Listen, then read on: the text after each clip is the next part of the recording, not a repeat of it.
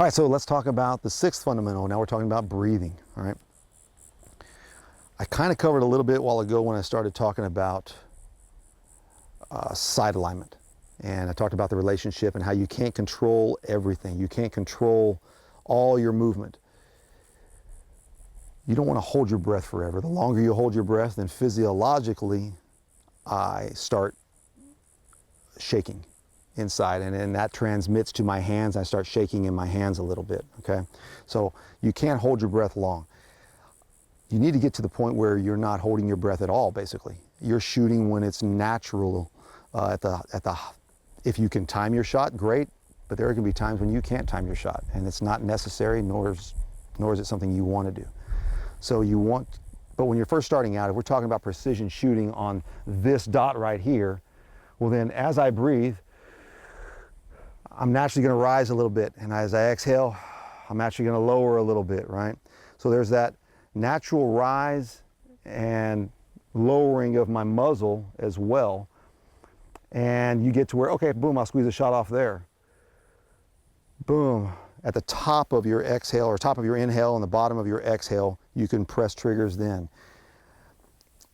If you're talking precision shooting and you want to hold your breath, some people like to hold their breath, then what you want to do is take a deep breath, let out about 2/3 of it, and now hold it right there. After you exhale about 2/3, hold it, but don't hold it any longer than maybe 5 seconds. If you're holding longer than 5 seconds, again, I start having physiological shaking going on that you're not going to control because you're not having breath in your lungs, and therefore your body is starving for, you see my point? So don't hold your breath longer than 5 or 6 seconds.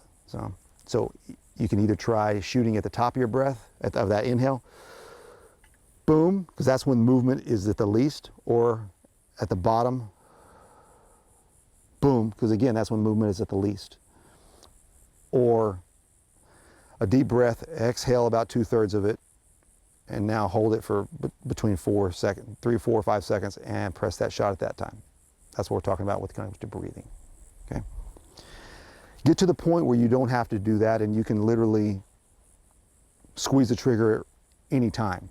And that's certainly not precision shooting, that's more combat shooting. I just want to hit that little silhouette right here on the target. I don't want to hit that little dot. I want to hit anywhere in here and I'm happy. Great.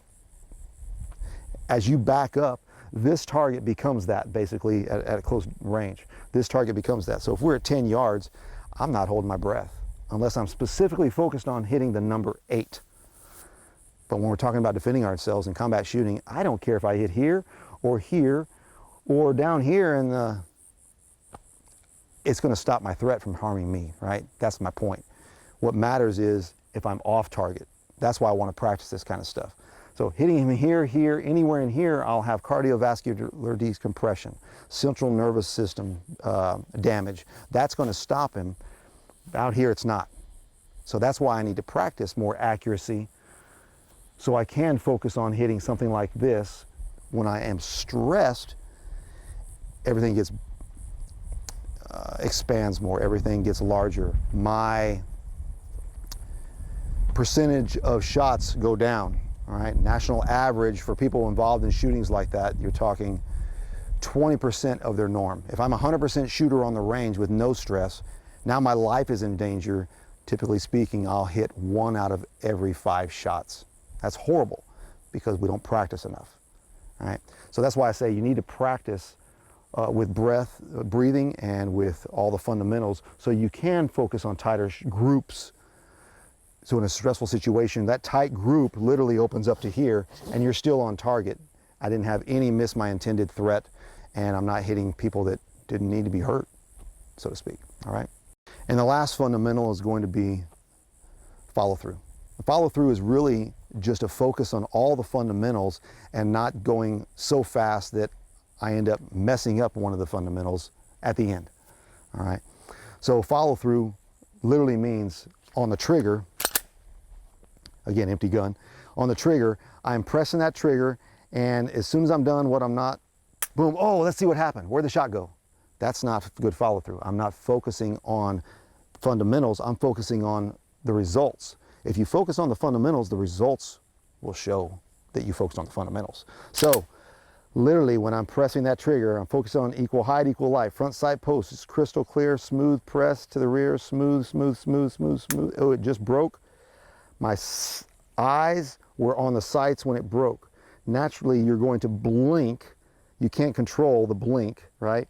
But I know the sight picture that I had when the shot broke, man, that front sight post was right between the rear sights.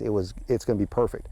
I come back down, I'm still on the trigger, I'm holding that trigger to the rear, and now, because I decided the target does not need another shot, my finger's off the trigger, on the side of the trigger guard, and I lower the muzzle, and I can see, boom, it's exactly where I intended it to be because I was focusing on fundamentals, not the results.